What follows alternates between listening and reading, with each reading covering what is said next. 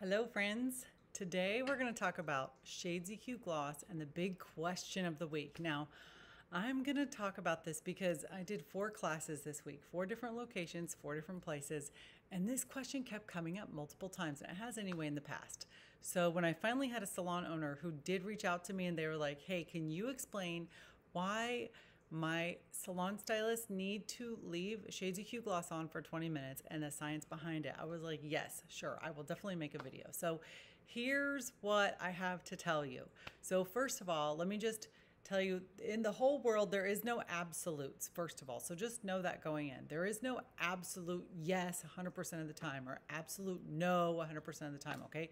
There are variables to this, but I felt like it was important to explain it kind of simply so that you guys understand, because sometimes it's not your fault. Sometimes we see something on YouTube University and we think it's right, but or maybe we weren't taught correctly, or maybe we just don't understand the why behind it. So my big thing is, when I like to teach, is teaching the why behind it. So when we are using Redken Shades EQ Gloss in any form, we know that Redken is one of the leading companies that definitely is known for the fact that they are based on science, right? So they're not just based on science, they're based on the science, and they do it and they experiment it and they stand behind all of their claims, right?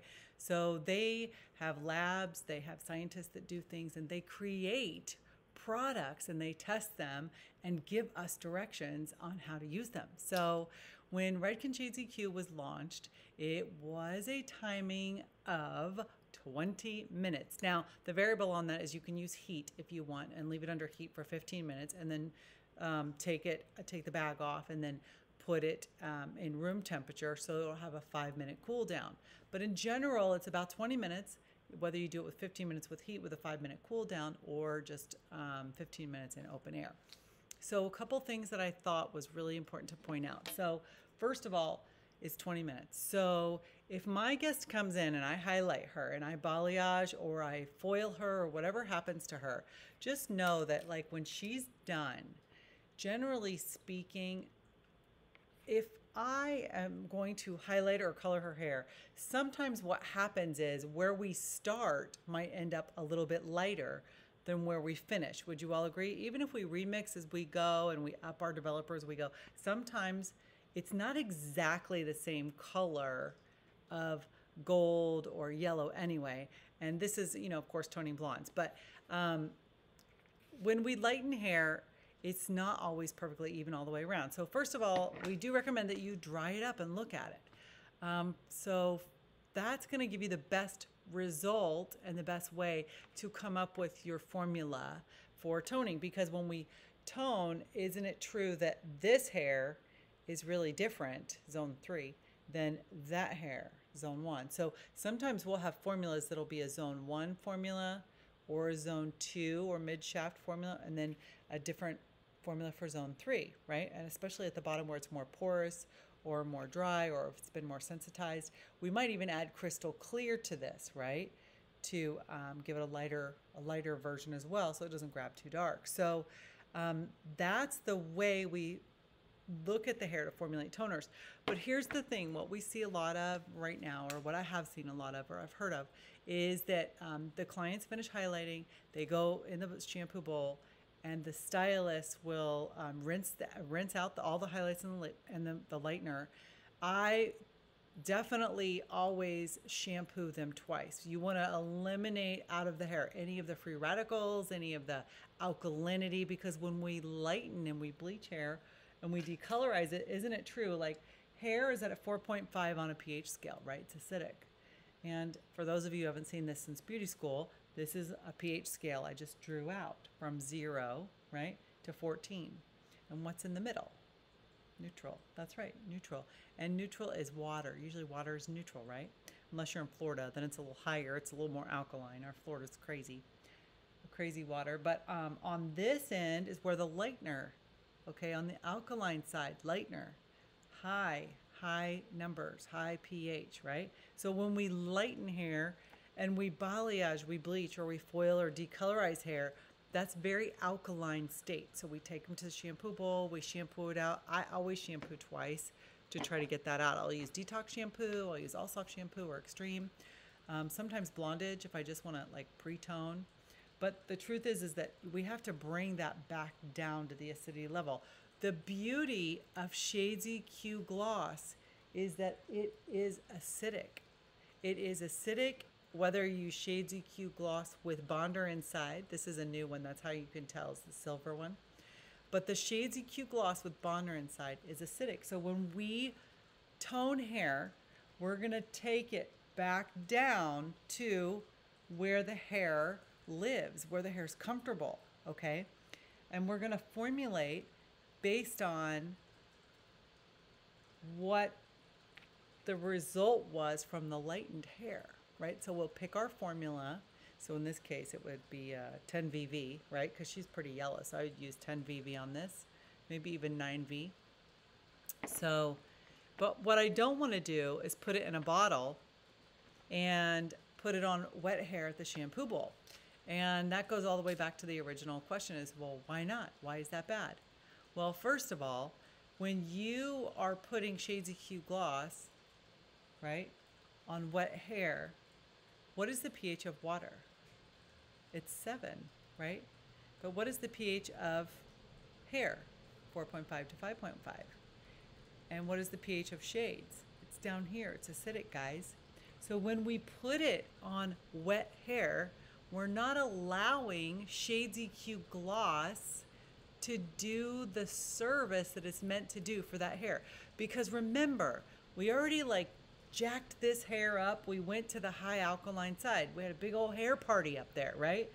What happens is then we have to bring it back down. This hair, if we only bring it down to the level of water and it's not coming backwards, then that's really going to affect the result that we're doing. Now, I did an experiment, and one time, one of the stylists in our salon, what we did is we went through and we highlighted all of her hair, okay?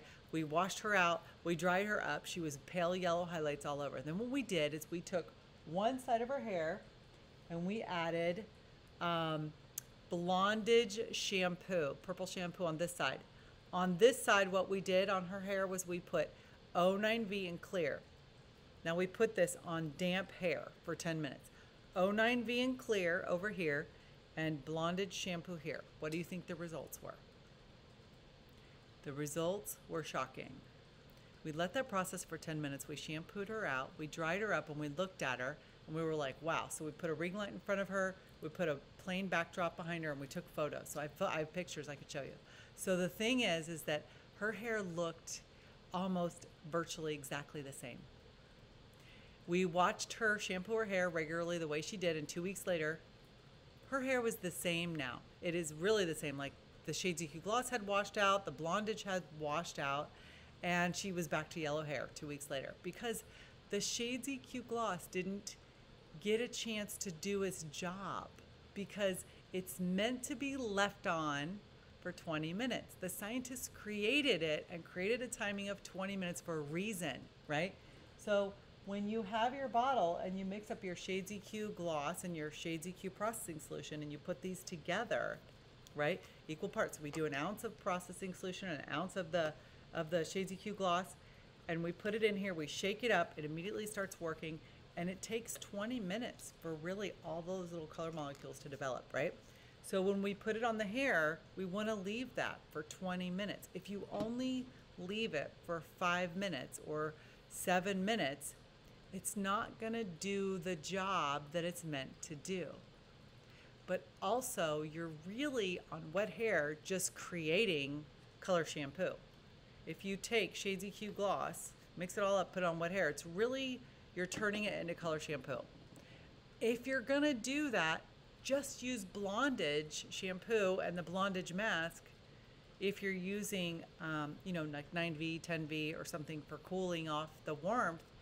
Because really, essentially, the cost of using Blondage shampoo is about 33 cents an application.